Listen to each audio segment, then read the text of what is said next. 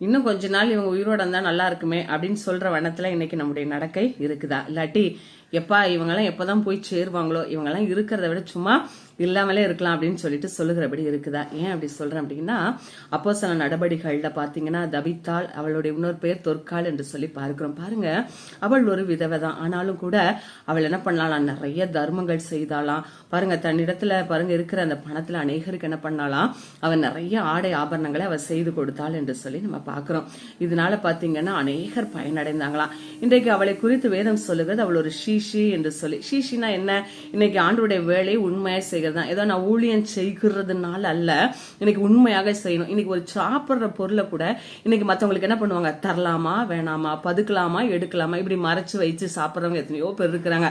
அதுலயும் பாத்தீங்கன்னா நல்ல துண்டெல்லாம் தான் தின்னு விட்டுட்டு வாழையும் தலையும் என்ன பண்ணுவாங்க, மற்றவங்களுக்கு கொடுப்பாங்க. அதுவும் என்ன பண்ணுவாங்க, சிலர்லாம் பாத்தீங்கன்னா கொடுக்கும்போது என்ன பண்ணுவாங்க, குமிச்சு கொடுத்தா கொஞ்சமா இருக்குமா, என்ன பண்ணுவாங்க, விரிச்சு வச்சு கொடுப்பாங்க. ஏன் தெரியுமா?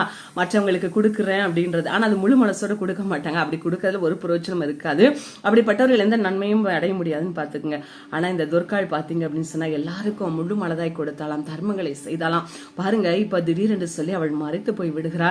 வியாதிப்பட்ட காலத்திலே ஒருவேளை அவள் வியாதி சரியாகணும்னு சொல்லிட்டு என்ன பண்ணிருப்பாங்க, அவளுக்காக ஜெபித்து இருப்பாங்க. வியாதியாக இருந்து அந்த வியாதி அப்படியே முற்றி அவள் அப்படியே மறைத்து போய் விடுகிறாள். ஆனா பாருங்க, கூட இருந்தவர்கள் இவள் போய் விடக்கூடாது, இன்னும் இவ உயிரோடு இருந்தா எத்தனை பேருக்கு பிரயோஜனமா இருப்பா, இன்னும் உயிரோடு இருந்தா எத்தனை பேருக்கு இன்னைக்கு ஆசீர்வாதமாக இருப்பாள், இவள் மறைக்க கூடாது என்று சொல்லி 2 பேரை அனுப்பி பேதுருவை கூட்டிக் கொண்டு வர சொன்னாங்க. இப்ப பேதுரு வந்து கூட பார்த்திருக்க கூடும்.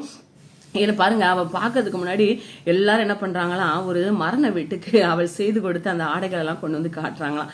இவ்வளவு விலையுயர்ந்தது, இவ்வளவு நல்லது, இதெல்லாம் எங்களுக்கு யார் தருமா கொடுத்தா, இந்த துர்காள் தான் கொடுத்தாள் என்று சொன்னாங்க. பேதர் இதெல்லாம் பார்க்கிறார்.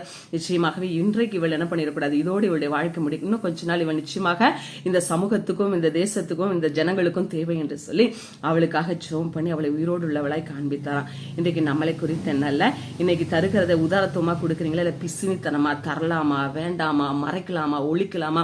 சில தின்ற பொருள், அல்பமான பொருள்லாம் எடுத்து ஒழிச்சு வச்சு கொடுப்பாங்க. அப்படிலாம் செய்யாதீங்கன்னா ஒரு நாள்ல நீங்க சாப்பிடணும்னு நினைக்கும் போது நிச்சயமா அந்த பொருட்கள்லாம் உங்களால சாப்பிட முடியாது. இருக்கும்போது உதாரத்துவமா கொடுங்க, வாங்கி சாப்பிட்றவங்களை ஆசீர்வதிப்பாங்க. அதனால உங்க வாழ்க்கையில நிறைவுண்டும். மரித்து போனவருடைய மரணத்தை கூட மீட்டெடுத்துதான் எது தெரியுமா, கொடுத்த ஈகை என்று சொல்லி பார்க்கும். அதனால இன்றைக்கு கொடுக்கறவங்களா இருங்க, என்ன கொடுக்கறது முழு மனதோடு கொடுங்க, என்ன அதையும் மறைத்து ஒழித்து கொடுக்காதீங்க, என்ன பிசினைத்தனம் இல்லாம நல்லா சந்தோஷமா கொடுங்க. அப்பதான் கொடுக்கிறவர்களுக்கும் ஆசீர்வாதம், வாங்குறவங்களுக்கும் ஆசீர்வாதம். கர்த்தர் உங்களை ஆசீர்வதிக்கட்டும்.